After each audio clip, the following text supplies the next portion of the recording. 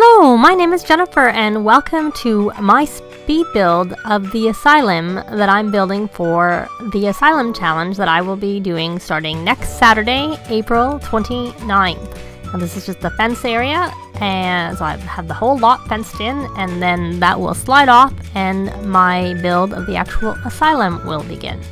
Now, the backstory, I will have a link down below in the description area to the full rules for the Asylum challenge, as well as a condensed version of the rules will be in the description down below. But the background for the backstory for the Asylum challenge is that you have been committed, i.e. my main sim, to a rundown mental health facility against your will. In order to prove that you are fit to rejoin society and earn your freedom, you must achieve the goals your psychiatrist has set out for you. Your aspiration, in my case, 3. The catch, you need to achieve your goals as quickly as possible while keeping 7 other patients who you don't know and are out of your control alive and as happy as possible. Add to that budget cutbacks leading to a lack of decent furniture and limited supplies, and your task gets harder. Now for the challenge, there was an easy, medium, or hard mode, and I decided to go for the medium mode. I was going to say hard, but that's not what I chose.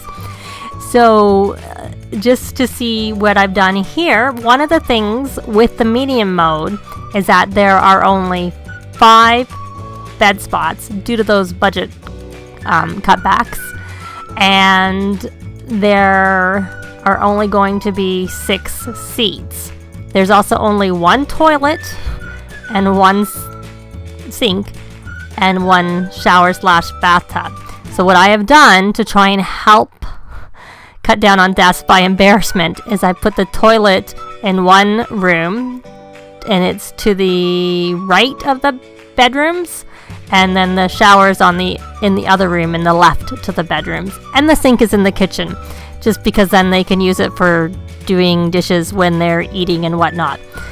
So and with the beds, you'll see that they're not actually full bedrooms. They have like partial walls in between them, because I kind of figured that was somewhat in keeping with the cutbacks in an asylum, or just like a medical location anyways, not necessarily an asylum, but same idea.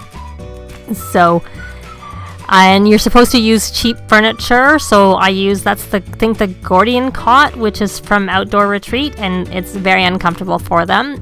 And when it said bed spots, I could have used, say, 2 double beds and 1 single, but we know Sims don't like to sleep with other Sims unless they're in a romantic relationship or they're related. So I figured I would use single beds, so that we actually have 5 bed spots for the 8 Sims that will be here. 1 I can control and 7 that I can't. So and you'll have noticed perhaps that in the half walls I put little toppers, and that's so that they don't put dishes and whatnot on top that you have to then go look for.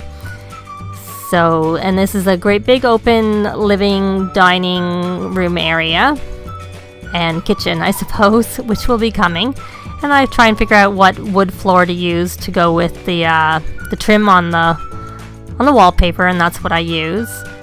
And so one of the goals is that she has to complete 3 aspirations, and the starting funds, if I remember correctly, and I will check this before I start, is 500 simoleons. So she doesn't have very much money, because my sim is a female, the main sim, to essentially pay the bills or do anything here.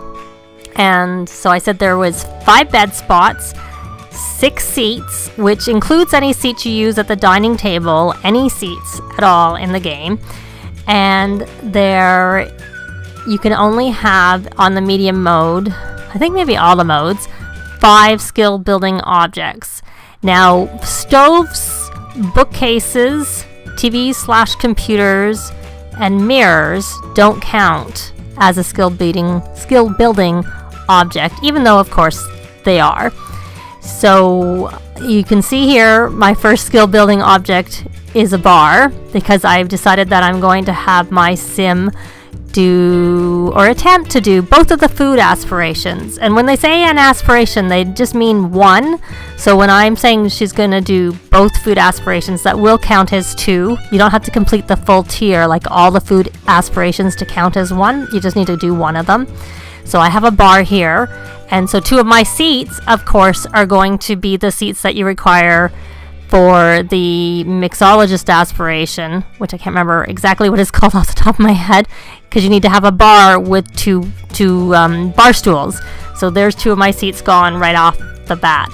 So, and then of course we will have the stove, which will help. And these are the cheapest stoves and cheapest counters. They're from City Living, so they're even lower quality than the base game.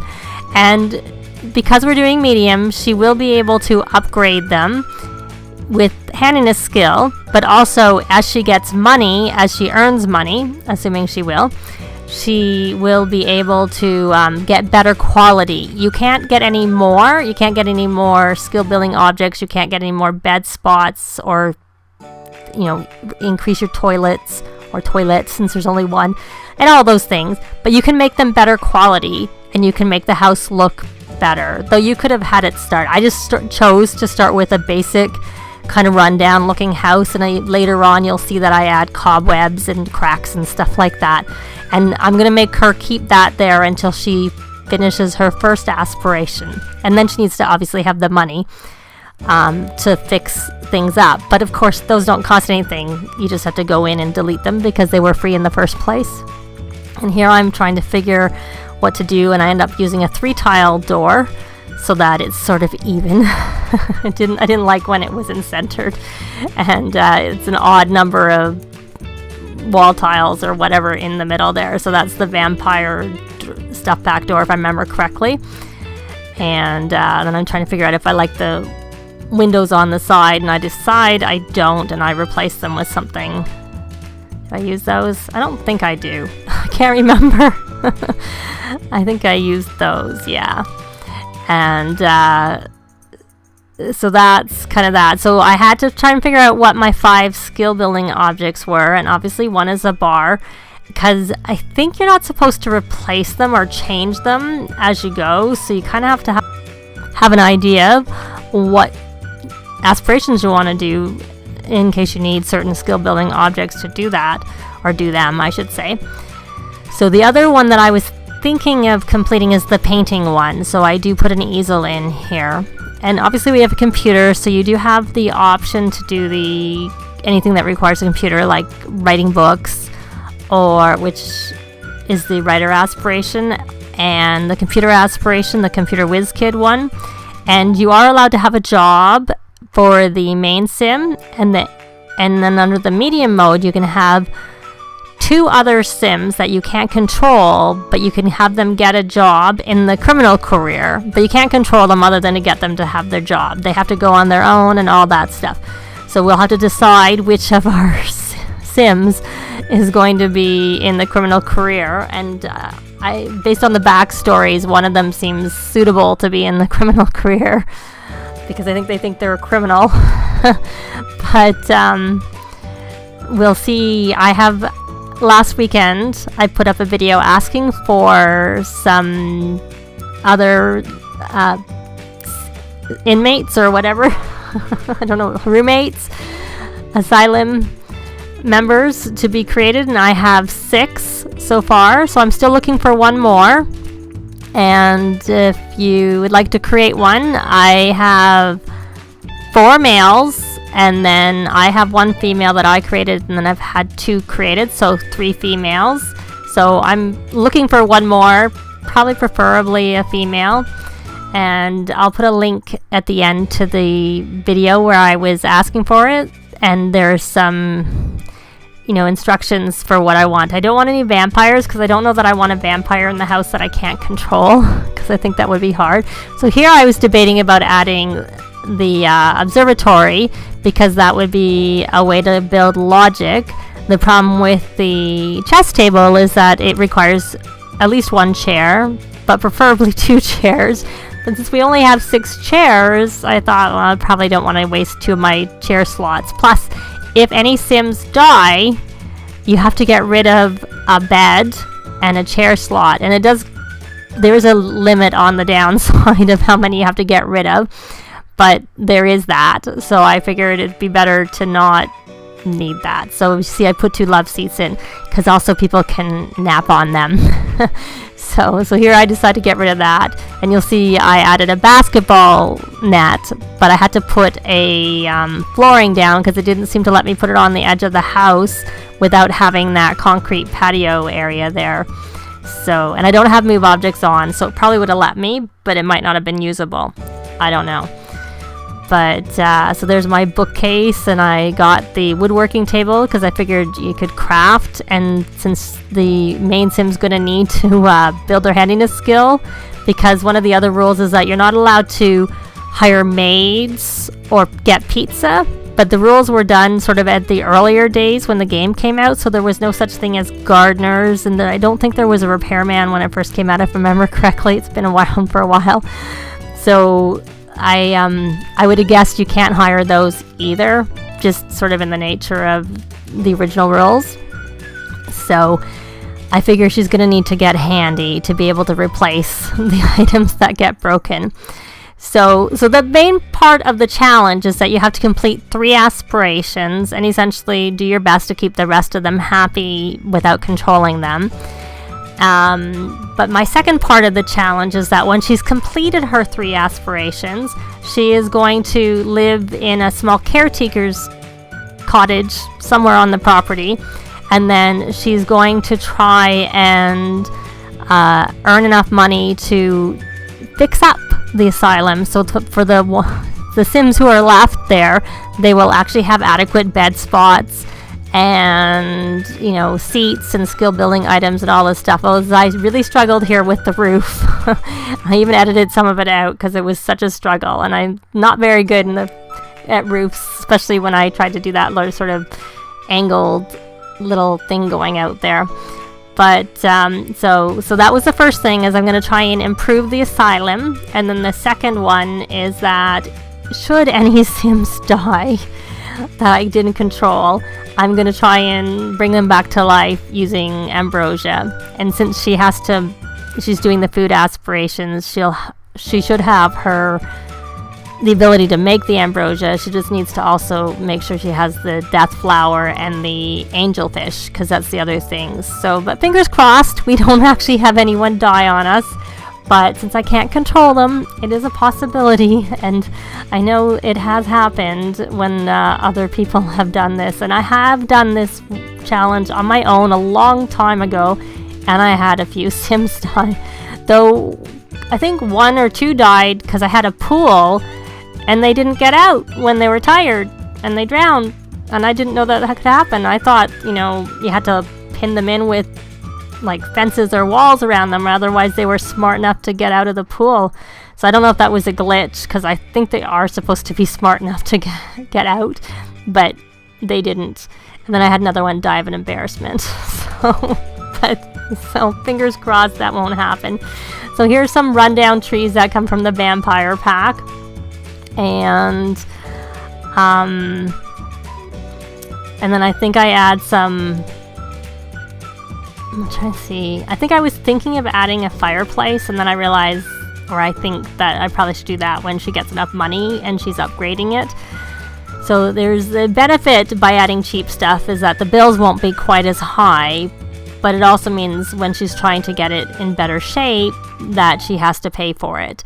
So I figured it was better to start with it being run down. And see here, you see me adding all the rundown little things from the vampire pack, which costs no money and adds no value to the property, but makes it look really run down. And I might have a hard time finding them all when I'm trying to make the place look better.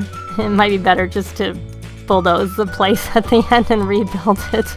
It might be kind of hard to find them all, because I put more cobwebs and cracks and whatnot in place off camera than you see here, because when I went in, it's a really big space. But I figured, I might get a fireplace and whatnot and make the room nicer as time goes on. So I wanted to have space, and there are going to be 8 Sims living in this house that just don't have very much. So, well, there's where I decide I'm looking at the fireplace. And I was also thinking of putting a radio in because I don't see anything that says you can't. But I figure that's also something that she should buy with her money that she earns, as opposed to starting it in the house at the beginning. And these are like the thorns and dead roses come out at some point, that I dead things that come from the vampire stuff back, because I thought, it made sense that it was all run down. But that's sort of kind of the look I was going through, really run down and not very nice because of the budget cuts, of course. So, like I said, once she completes her first aspiration, she can start replacing these dead flowers and whatnot and put nicer ones in. And she needs to have the money, of course. And she could also start taking, fixing up the place and getting rid of the cracks and fixing up the holes. But I have to find them all.